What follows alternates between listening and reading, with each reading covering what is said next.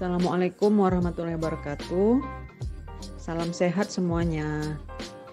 Para pembelajar yang baik dan yang berbahagia, pada materi untuk proses manufaktur kali ini kita akan membahas mengenai teknologi sensor dan hal-hal yang terkait dengan teknologi tersebut. Semoga bahasan-bahasan yang akan disampaikan akan menambah wawasan keilmuan kita semuanya. Selamat menikmati. Terima kasih.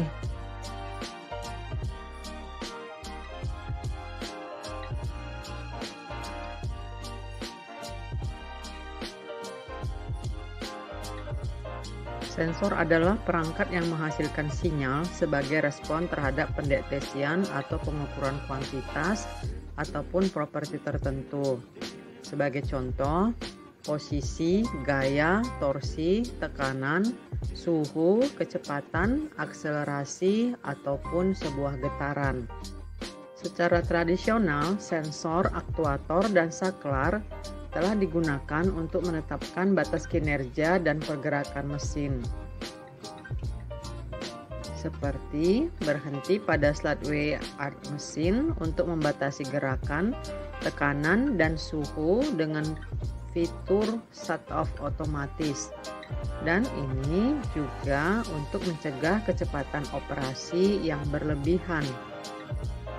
Penggunaan sensor modern termasuk pemantauan proses manufaktur untuk memberikan umpan balik atau konfirmasi kondisi operasi. Teknologi sensor adalah aspek penting pada manufaktur modern dan sangat penting pula untuk akuisisi data, pemantauan, komunikasi, dan kontrol komputer. Sensor berbiaya rendah seringkali didasarkan pada elektronik yang fleksibel. Meluasnya penggunaan sensor dan banyaknya data yang dihasilkannya menjadi dasar penerapan big data dan pendekatan Internet of Things dalam manufaktur. Hal ini karena dapat mengubah satu kuantitas ke kuantitas lainnya, sehingga sensor sering juga disebut sebagai transducer. Berikut ini adalah gambar contoh operasi perakitan otomatis yang menggunakan robot industri dengan jalur transfer melingkar dan linier.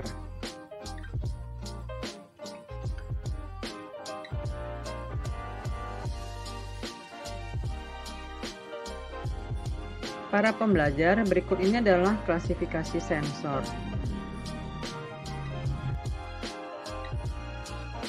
Klasifikasi sensor. Klasifikasi sensor berdasarkan bagiannya adalah sebagai berikut. Yang pertama, sensor mekanis seperti posisi, bentuk, kecepatan, gaya, torsi, tekanan, getaran, regangan, dan massa. Sensor listrik, klasifikasinya adalah berkaitan dengan tegangan, arus, muatan, dan konduktivitas. Untuk sensor magnetik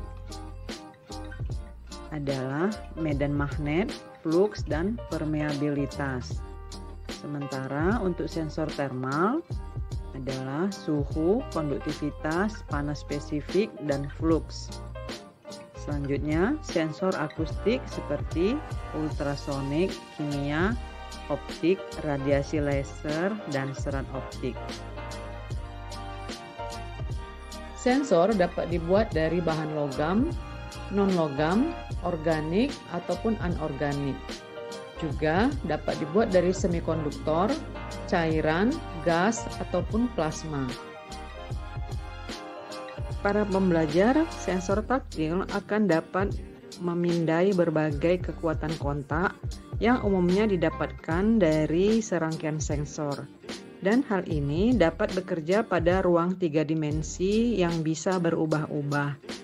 Benda-benda yang mudah rapuh seperti botol kaca, telur, dan barang-barang elektronik dapat ditangani dengan baik sesuai dengan efektor akhir yang diberikan.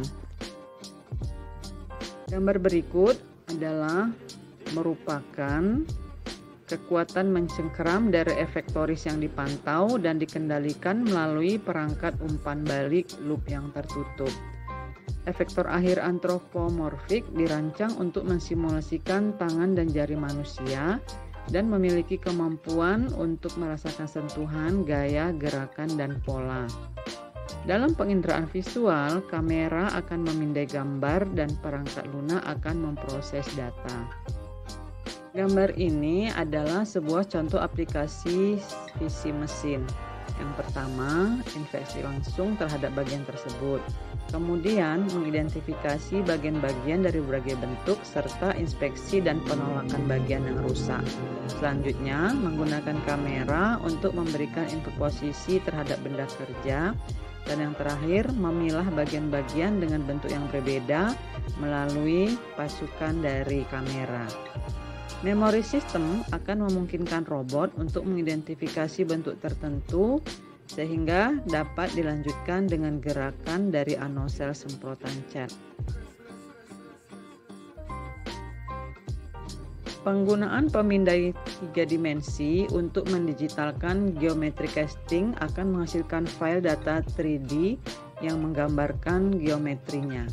File data kemudian dapat digunakan untuk kontrol kualitas atau juga dapat dikirim ke printer 3D yang menghasilkan komponen dengan geometri yang sama. Sensor pintar sering juga dikenal dengan istilah sensor cerdas, akan dapat melakukan fungsi logika, melakukan komunikasi dua arah, dan membuat keputusan serta pengambilan tindakan yang tepat. Chip komputer dengan sensor dapat diprogram untuk mematikan alat mesin. Demikian juga akan dapat memindai jarak, panas, kebisingan. Sensor cerdas dapat menghentikan robot yang bergerak ataupun lengan robot agar tidak bertabrakan secara tidak sengaja dengan mesin atau orang yang ada di sekitarnya. Para pembelajar, pemilihan sensor tergantung pada faktor-faktor sebagai berikut. Yang pertama, jumlah yang akan diukur. Kemudian, interaksinya dengan komponen lain di dalam sistem. Lalu, tergantung juga pada masa kerja yang dibutuhkan.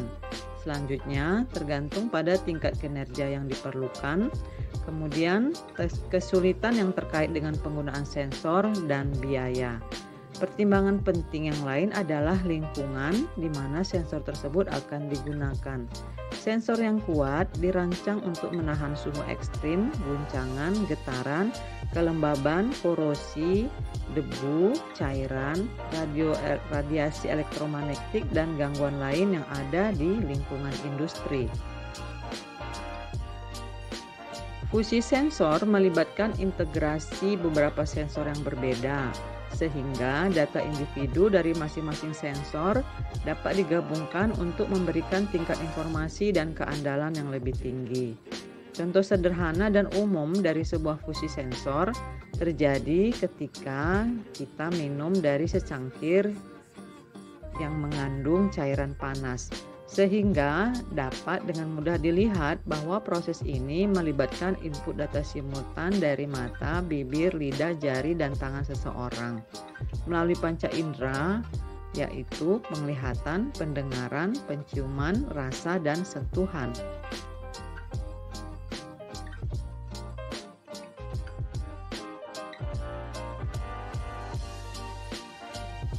Klem adalah perangkat multifungsi sederhana pada jig yang memiliki permukaan dan titik referensi untuk penyerasan bagian dan alat yang akurat. Hal ini banyak digunakan untuk produksi massal. Pemasangan modular sering digunakan untuk ukuran lot kecil atau sedang. Benda kerja yang kompleks dapat ditampung di dalam mesin melalui perlengkapan yang diproduksi dengan cepat dari sebuah komponen standar. Dan ini dapat dibongkar ketika proses produksi selesai dilakukan. Gambar berikut merupakan komponen sistem kerja modular. Perlengkapan ini terdiri dari serangkaian pin yang digerakkan oleh udara yang sesuai dengan bentuk permukaan bagian eksternal. Setiap pin akan bergerak seperlunya agar sesuai dengan bentuk pada titik kontaknya, dan bagian tersebut kemudian dikunci secara mekanis. Penjepitan gaya merupakan ilustrasi skematis dari sistem pemasangan fleksibel. Hal ini juga disebut sebagai sistem penjepitan adjustable force karena gauge regangan yang dipasang pada penjepit dapat mengetahui besar gaya penjepitan yang terjadi. Sistem kemudian menyesuaikan gaya ini untuk memastikan benda kerja dicengkeram dengan aman selama pemesinan beroperasi. Percobaan. Media pendukungnya adalah cairan magnetoreological ataupun elektroreological. Dalam MR, partikel magnetik yang ukurannya itu adalah mikrometer atau nanopartikel tersuspensi dalam cairan non-magnetik.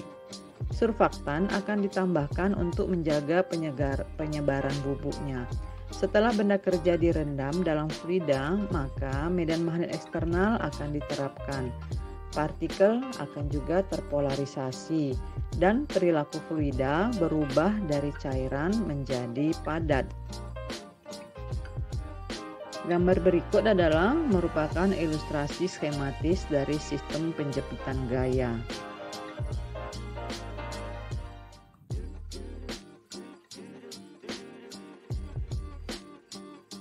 Para pembelajar yang berbahagia, setelah kita membahas tentang sensor, bagian-bagian sensor, klasifikasi sensor, dan juga contohnya, maka kita selanjutnya akan membahas penerapan safety sensor di industri manufaktur untuk menghindari kecelakaan kerja. Pada safety sensor terdapat safety instrumented system. Ini merupakan sistem yang menunjang keamanan dari sistem kontrol utama.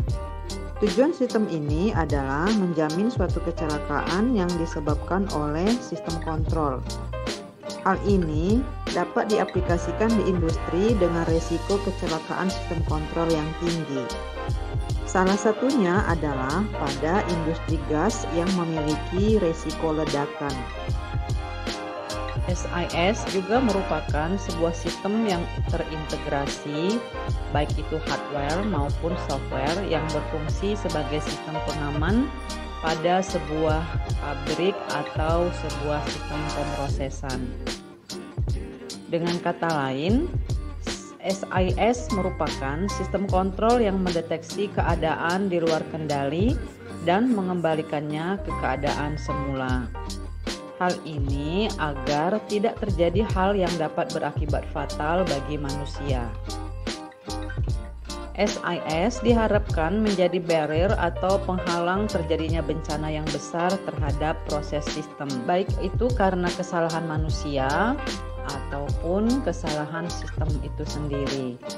Paling tidak, hal ini untuk mengurangi dampak risiko atau yang paling penting adalah agar dapat mempertahankan manusia yang bekerja di pabrik atau sistem proses tersebut sehingga tidak terjadi kecelakaan yang fatal.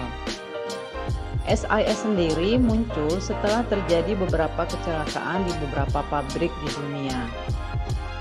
Contoh kecelakaan yang pernah terjadi adalah pada perusahaan Piper Alpha dan Bhopal, India. Kecelakaan di kedua tempat tersebut menelan korban jiwa yang tidak sedikit. Pada awalnya, seluruh pabrik di dunia telah memiliki keselamatan sendiri. Tetapi ternyata dengan tingkat keselamatan yang seperti itu, masih banyak terjadi kecelakaan di pabrik-pabrik. Penerapan SIS sangat baik untuk mencegah massive accident di dalam pabrik. Meredesain pabrik yang kita miliki akan memberikan kemudahan bagi kita untuk mengurangi tingkat risiko yang terjadi. Penerapan SIS diusahakan tidak ada karena pembuatannya yang mahal. Akan tetapi, karena dalam prosesnya sering terdapat kelalaian manusia, maka biasanya terdapat permasalahan yang akan timbul. SIS dirancang pada tingkat integritas keselamatan yang berbeda berdasarkan risiko oleh bahaya proses. Semakin tinggi SIL, maka semakin besar kemungkinan akan ada beberapa komponen yang berlebihan, seperti lebih dari satu sensor, pemecah logika, atau elemen akhir. Oleh karena itu, persyaratan pengujian dan manajemen akan lebih ketat. Bagian-bagian dari Safety Instrumented System adalah sensor, pemecah logika, dan output. Sensor merupakan bagian yang dapat mendeteksi perubahan suatu kondisi sehingga dapat merespon suatu perubahan kondisi yang ada. Hasil data yang diperoleh sensor dapat langsung diolah ke proses selanjutnya. Kontrol atau logika. Bagian yang digunakan untuk mengontrol suatu sistem, khususnya sistem SIS. Di dalam kontrol terdapat data dari sensor, kemudian diolah dan dijadikan logika. Logika tersebut digunakan untuk pengambilan keputusan yang akan dieksekusi oleh output. Kontrol akhir atau output. Bagian inilah yang melakukan kerja penyelamatan ketika ada trouble di dalam sistem utama. Misalnya, ketika terjadi suhu yang terlalu tinggi di dalam tabung gas sehingga memiliki resiko untuk meledak. Output akan mengamankan dengan cara mendinginkan tabung sampai suhu kembali normal.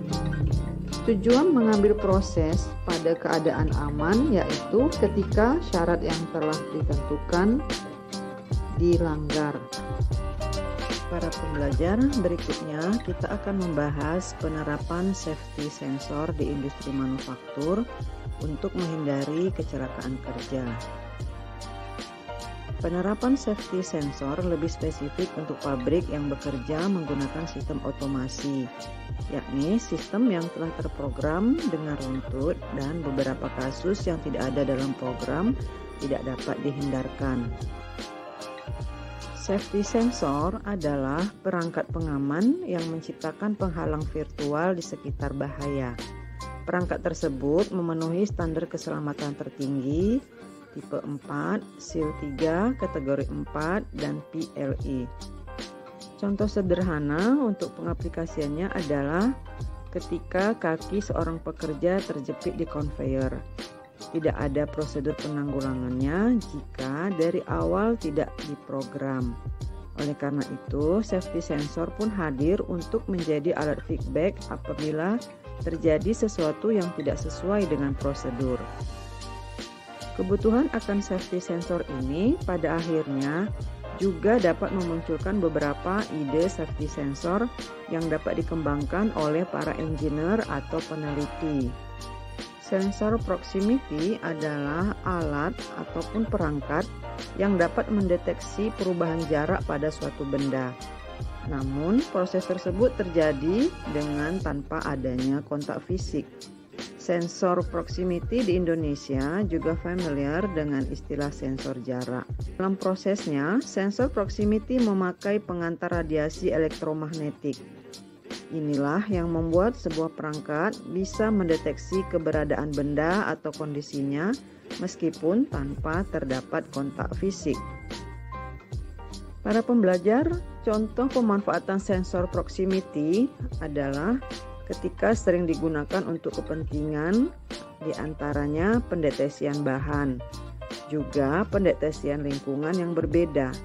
Pengaplikasiannya yakni seperti digunakan pada smartphone ataupun berbagai perangkat elektro yang lainnya. Sensor proximity ini juga sering digunakan untuk beragam mesin industri. Contohnya mesin plastik, mesin cetak, mesin pengolah logam, dan yang lainnya. Sensor proximity sering juga disingkat sebagai P-sensor. Seperti yang kita bahas, maka fungsi sensor proximity adalah sebagai detektor keberadaan sebuah benda atau objek. Untuk melakukan deteksi pergerakan objek di sekitarnya, proximity sensor memanfaatkan adanya radiasi elektromagnetik, yakni sensor jarak tersebut mengatur interval nominal agar dapat melaporkan objek yang terdeteksi. Sehingga saat terdapat benda atau objek yang mendekati sensor, maka akan tercipta sebuah sinyal. Benda atau objek tersebut dapat berupa logam maupun non-logam. Lalu kemudian signal tersebut akan dihubungkan dengan berbagai sistem otomatisasi. Sensor proximity terdiri dari device elektronik solid state yang tampilannya dalam kondisi terbungkus. Dalam keadaan terbungkus, maka akan melindungi perangkat tersebut dari getaran, korosif, ataupun cairan dan kimiawi yang berlebihan. Pada proses kerjanya, sensor gerak ini dapat diandalkan. Selain karena nilai akuratnya yang tinggi, sensor tersebut juga dapat digunakan untuk mendeteksi benda-benda yang sangat kecil. Jarak deteksi sensor proximity merupakan jarak yang dibutuhkan agar sensor proximity tersebut dapat bekerja dengan baik. Pengaturan jarak yang tepat dari permukaan sensor akan membuat operasi kerja alat tersebut menjadi lebih stabil. Standarnya, posisi objek sensing transit yaitu sekitar 70% sampai dengan 80% dari jarak normalnya. Karakteristik rangkaian sensor proximity hanya dapat berfungsi jika jarak objek berada di 1 mm sampai dengan beberapa sentimeter saja. Para pembelajar, terdapat beberapa jenis sensor proximity. Yang pertama adalah induktif proximity sensor. Sensor ini dapat melakukan deteksi jika terdapat benda logam besi maupun non-ferro di sekitarnya. Fungsinya adalah untuk mendeteksi peralatan logam, menghitung benda logam, hingga aplikasi posisi. Pada penggunaannya, sensor jenis ini sering digunakan untuk pengganti saklar mekanis. Selain kuat dan handal, alat tersebut juga dapat membuat kinerja yang lebih cepat dan akurat. Jenis yang kedua adalah capacity proximity sensor. Jenis ini dapat mendeteksi beberapa objek dalam satu waktu, di antaranya bentuk dari beberapa gerakan, komposisi kimia, level tekanan, level fluida, dan juga komposisi lainnya. Sensor ini juga dapat melakukan deteksi dengan menggunakan dielektrik dengan kapasitas rendah. Misalnya saja untuk mendeteksi adanya objek berbahan plastik, kaca, atau bahkan bahan dielektrik yang berupa cairan. Sensor kedekatan kapasitis menghasilkan medan elektrostatik.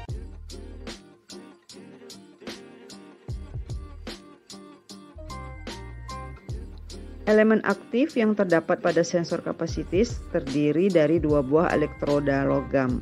Elektroda ini dimasukkan dalam rangkaian resonansi dengan frekuensi yang tinggi. Sehingga ketika ada objek yang mendekati permukaan sensor, maka bidang elektrostatik dalam alat tersebut akan mendeteksi adanya sebuah objek. Prinsip kerja sensor proximity capacity adalah sebagai berikut. Sebuah objek hanya dapat dideteksi dengan jarak tertentu, yakni maksimal 2 cm. Metode pemasangan dilakukan dengan cara dibenamkan pada metal dan juga didekatkan pada objek di sekitarnya. Maka medan elektrostatik akan mendeteksi beberapa jenis objek, baik logam maupun non-logam. Selanjutnya, ultrasonic proximity sensor. Sensor jenis ini merupakan sensor kedekatan ultrasonik yang memiliki sistem operasi yang menyerupai sonar atau radar, yakni dengan menghasilkan gelombang yang berupa gema, lalu kemudian akan dipantulkan ketika ada objek yang mendekatinya. Beberapa aplikasi jenis sensor ini adalah ketika dibutuhkan pengukuran jarak benda, proses otomasi pabrik, dan yang lainnya. Agar dapat menghitung kedekatan jarak objek, maka sensor ultrasonik terlebih dahulu harus menghitung penerimaan sinyal dan juga transmisi sinyal. Yang keempat adalah photoelectric proximity sensor. Jenis ini merupakan sensor yang menggunakan media elemen fotolistrik untuk dapat mendeteksi objek. Sensor dengan jenis fotolistrik memiliki beberapa keunggulan. Salah satunya adalah segi jarak sensor yang mampu mendeteksi objek jauh sekalipun. Jadi, ketika menggunakan sensor fotolistrik, kita bahkan dapat mendeteksi objek dengan jarak hingga belasan meter sekalipun. Sensor fotolistrik terdiri dari 3 jenis. Yang pertama, direct reflection. Direct reflection, emitor, pemancar, dan receiver ditempatkan bersama dalam satu tempat. Pada prosesnya, jenis sensor tersebut memanfaatkan cahaya yang dipantulkan secara langsung dari objek yang akan dideteksi. Pada jenis sensor fotolistrik, emitor dan receiver juga ditempatkan secara bersama-sama. Namun, dalam prosesnya dibutuhkan juga peran reflektor. Sensor fotolistrik sering juga disebut sebagai sensor proximity optik. Cara kerjanya adalah bila sebuah objek atau benda yang mendekati sensor, maka akan tercipta cahaya yang memantul. Pantulan cahaya inilah yang merupakan sinyal dan diterima oleh receiver. Kemudian receiver menandai bahwa ada objek yang sudah tertangkap. True beam. Ini adalah keadaan ketika emitor dan receiver ditempatkan secara terpisah. Ketika kondisi objek mengganggu sinar pemancar dan penerima, lalu objek akan terdeteksi oleh sensor. Selain berdasarkan klasifikasi di atas, sensor proximity juga dibedakan berdasarkan hal-hal sebagai berikut. Berdasarkan tegangan kerjanya. Jenis sensor proximity dibedakan menjadi 2, yaitu proximity sensor dengan tegangan kerja 10 sampai dengan 30 VDC. Kemudian dengan tegangan kerja 24 sampai dengan 240 VAC. Para pembelajar, berdasarkan output atau nilai keluaran, berikut ini adalah jenis-jenis sensor proximity. Kelebihan dan kekurangan sensor proximity.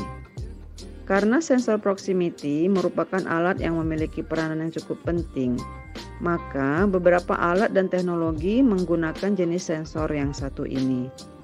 Terdapat beberapa komponen-komponen yang menyusunnya. Di antaranya adalah osilator, coil, hingga output. Kelebihan sensor proximity adalah memiliki nilai keakuratan yang tinggi dan juga tingkat switch yang tinggi. Sensor ini dapat bekerja pada tipe lingkungan yang keras dan juga dapat digunakan sesuai kepentingan. Sensor ini sangat baik dalam pengenalan objek ataupun pendeteksi keadaan. Walaupun begitu, terdapat kekurangannya, yakni objek yang dideteksi terbatas. Jangkauan jarak sensor juga cukup terbatas karena posisinya harus dekat dengan alat. Selanjutnya adalah sensor load cell. Jenis sensor ini banyak digunakan untuk mengubah beban atau gaya menjadi perubahan tegangan listrik. Perubahan tegangan listrik tergantung dari tekanan yang berasal dari pembebanan. Pada sensor ini terdapat strain gauge, yaitu komponen elektronika yang digunakan untuk mengukur tekanan. Sensor load cell terbuat dari bermacam-macam bahan seperti aluminium, baja, dan juga stainless steel. Berikut ini adalah polaritas yang terdapat pada load cell.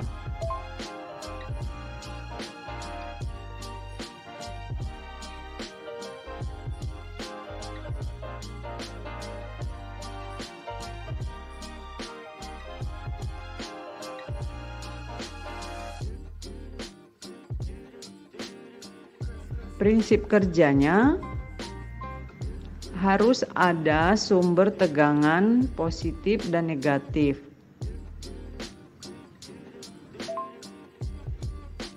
Perhatikan tampilan berikut ini ya.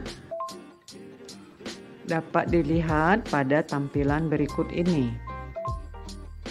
Tegangan luaran sensor load cell akan bertambah seiring dengan meningkatnya berat beban pada sensor load cell. Misalnya, pada tahap awal, tanpa diberi beban, maka akan meningkat secara perlahan-lahan. Dan seterusnya, sampai berat beban maksimal sensor load cell. Berikut ini dapat kita saksikan prinsip kerja strain gauge load cell. Dibutuhkan juga sebuah modul amplifier yang merupakan modul elektronika yang berfungsi sebagai penguat sinyal untuk strain gauge load cell sensor. Penguatan sinyal diperlukan agar keluaran dari sensor yang sangat kecil memiliki batas yang dapat dibaca oleh microcontroller. Pemahaman tentang sensor merupakan salah satu hal yang penting pada industri manufaktur, baik ditinjau dari klasifikasinya, pembuatannya, hingga safety sensor yang menjadi salah satu hal yang harus difokuskan pada industri tersebut. Semoga dapat menambah wawasan kita semua ya. Baiklah para pembelajar seluruhnya, demikianlah akhir dari materi pada video kali ini. Untuk mendapatkan pemahaman yang lebih lengkap lagi tentang topik ini, maka pembelajar dapat mencari dan menelaah referensi-referensi yang berkaitan. Semoga apa yang sudah kita saksikan pada video ini mendapatkan banyak manfaat. Insyaallah ketemu pada video yang berikutnya. Assalamualaikum warahmatullahi wabarakatuh. Salam sehat selalu.